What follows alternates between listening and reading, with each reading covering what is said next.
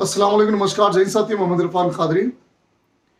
दोस्तों, सवाल तेलंगाना सरकार से, सवाल तेलंगाना की पुलिस से, डीजी साहब से और हमारे तेलंगाना के महमूद अली साहब यानी होम मिनिस्टर साहब या फिर हमारे चंद्रशेखर राव साहब जो कि आज मसरूफ़ है हुजूराबाद के इलेक्शन में। सवाल इन तीन लोगों से, क्या हमारे स्टेट की बहन बेटियां सेफ है? क्या हमारी तेलंगाना की लड़कियां आज इन दरिंदों से सेफ है? क्या इसकी गारंटी तेलंगाना की पुलिस ले सकती है? कि एक वक्त था तेलंगाना की पुलिस की बारे में सारे देश में चर्चा होती थी। जब यूनाइटेड आंध्र प्रदेश था तब यहाँ की पुलिस को बेस्ट पुलिस का जो है ना खिताब दिया जाता था। लेकिन पिछले 2 सालों से पता नहीं तेलंगाना पुलिस को ऐसी क्या नजर लग चुकी है। कभी प्रियंका रेड्डी का किस्सा आता है तो कभी मोइनाबाद के लड़की का एक रेप का केस वाकया सामने आता है। तो अब 4 केसेस हमारे सामने आ चुके हैं दोस्तों, 4 किस्से। पता नहीं और कितने जो रजिस्टर्ड नहीं है केसेस, वो कितने केसेस है वो पता नहीं हो रहा। तो आज मैं बात करूंगा दोस्तों कि पिछले 9 तारीख से 3 रेप केस जो है ना हमारे सामने आ चुके हैं। तेलंगाना पुलिस की नाकामी समझे या तेलंगाना की सरकार की नाकामी समझे, फैसला आप लोगों को करना है।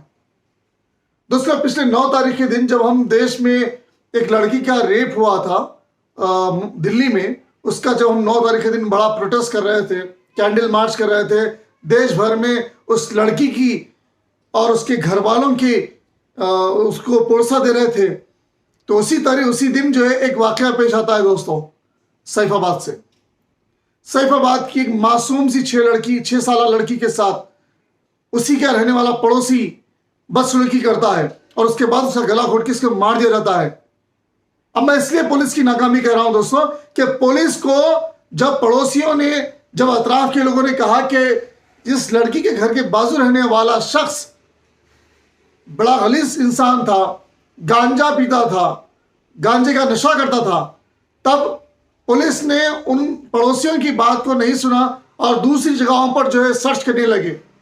माँ बाप या और पड़ोसी लोगों ने उसके घर पे जाकर उसका घर जब तोड़ा तो बच्ची की लाश जो है वहां पे बरामद होती है दोस्तों। उसके बाद पुलिस उस लड़की की डेड बॉडी देने के लिए सोचती है।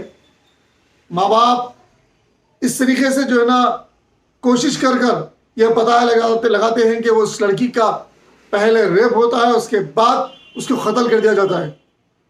वो आज तक मिसिंग है। कभी ये सुनने में आता है कि उसको जो है वो सुसाइड कर चुका है, तो कभी लोग कहते हैं कि नहीं वो डेड बॉडी इसकी नहीं हो, किसी और की डेड बॉडी। बहरहाल ये बात ऑफिशियल तौर पे ये ऐलान नहीं किया गया कि उस लड़की के साथ, उसकी लड़की को जो घिनौनी हरकत करने वाला जो दरिंदा था उसके साथ क्या हुआ।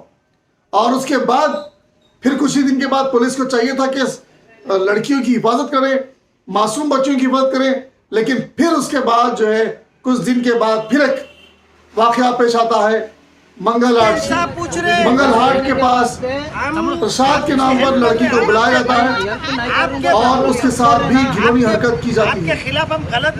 उसको ऐड लगाकर ठीक है उसे अरेस्ट किया गया, उसे रिमांड किया गया, लेकिन अवाम के जद्दोजहद की वजह से पुलिस होश में आई थी वहां पर।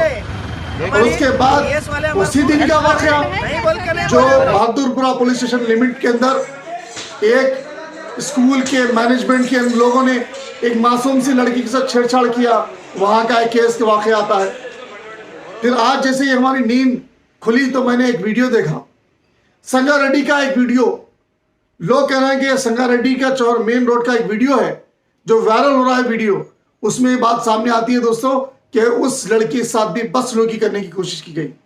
आखिर मासूम लड़कियों के साथ जो अंडर एज है, 10 साल की कम उम्र की लड़कियों के साथ रेप करने की कोशिश ये दरिंदे करते हैं, तो पुलिस उसके ऊपर क्या एक्शन लेती है? जब एक वाकया पेश आता है तो क्यों पुलिस सख्ती के साथ पेश नहीं आती?